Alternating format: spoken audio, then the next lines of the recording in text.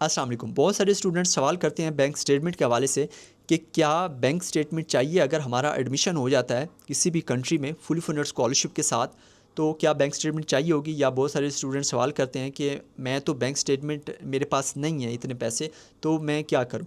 तो इसका आंसर करने से पहले मैं आपको जो बेसिक पर्पज़ है बैंक स्टेटमेंट का वो मैं आपको बता देता हूं कि जो बैंक स्टेटमेंट होती है वो इसलिए मांगी जाती है कि आप जिस कंट्री में जा रहे हैं वो इस बात को यकीनी बनाता है कि जब आप उस कंट्री में जाएंगे तो आपको किसी भी किस्म की जो फाइनेंशियल प्रॉब्लम है उसका सामना ना करना पड़े। इसलिए आपसे बैंक स्टेटमेंट मांगी जाती है, बैंक स्टेटमेंट ली जाती है। लेकिन अगर आपका जो पार्टनरशिप फंडेड स्कॉलरशिप हो या फिर आप सेल्फ फाइनेंस के ऊपर जा रहे हो तो फिर तो आपसे जो है वो बैंक स्टेटमेंट लाजमी मांगी जाएगी।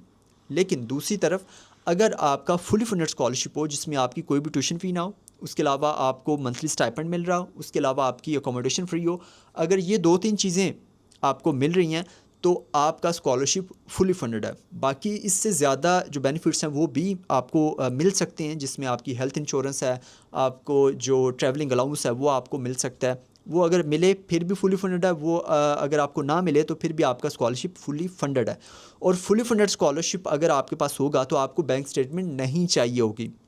और ऐसा बहुत ही कम होता है कि आपके पास फुली फंडेड स्कॉलरशिप है फिर भी आपको बैंक स्टेटमेंट चाहिए। और ये बहुत कम, 100 में से कोई 1-2 यूनिवर्सिटी होगी जो इस तरह से करेगी।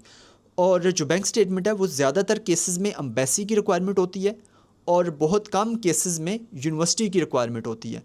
और ये सारी इसकी सूरत हाल है, यानी कि अगर आप फुली फंडेड स्कॉलरशिप के लिए अप्लाई करते हैं तो आपको बैंक स्टेटमेंट नहीं चाहिए होगी।